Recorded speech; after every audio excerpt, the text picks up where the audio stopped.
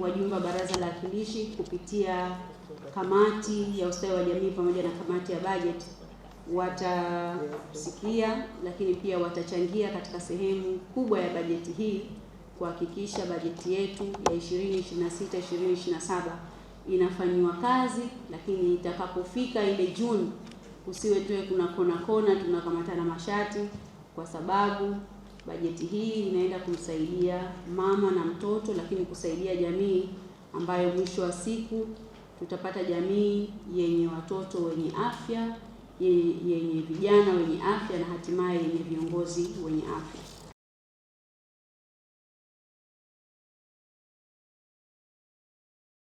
Sasa baina ya mtoto na mtoto, science inasema tumpatie yule mama at least 2 years, na kuna umuhimu tunaita 1000 day of the child life, na 1000 days of the child life ni siku 297 nafikiri za ujauzito, 270 za ujauzito na siku 365 mara mbili.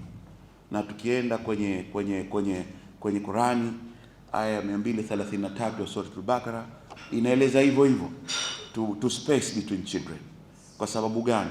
Kwa sababu mtoto anayezaliwa na sibling wake karibuni, mama anahitaji physiological remedy akishakuzaa, kwa sababu kujifungua ni trauma vile vile.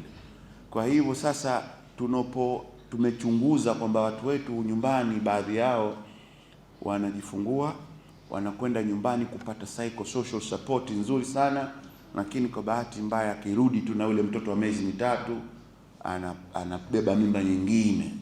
Sasa na yule mama hajajitayarisha kiwiliwili na kiakili, atambeba yule mtoto lakini bado hali yake hajawa tayari kwa mama mwingine.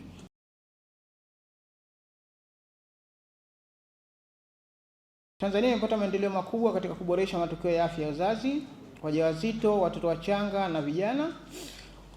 Kulingana na utafiti wa afya ya jamii na idadi ya watu, Tanzania Demographic Health Survey ya mwaka 2022 na takwimu za ndani za DHS2, vifo vya uzazi vimepungua kwa kiasi kikubwa, jambo linaloonyesha matokeo chanya ya uwekezaji endelevu katika mifumo ya afya, usaidizi wa wataalamu wakati wa kujifungua na afya ya jamii.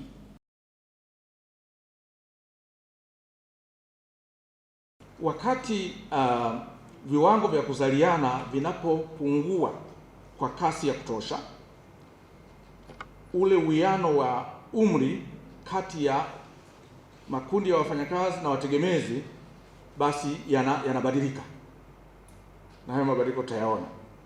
Na matokeo yake sasa kunatokea fursa au dirisha ambalo linasababisha ukuaji wa uchumi ambao utatokana na ongezeko la uzalishaji, na tutaona ni namna gani. Lakini pia kutakuwa na akiba, uwekaji wa akiba katika kaya, greater household savings. Lakini pia gharama za huduma za jamii kwa wale wenye umri mdogo zitapungua.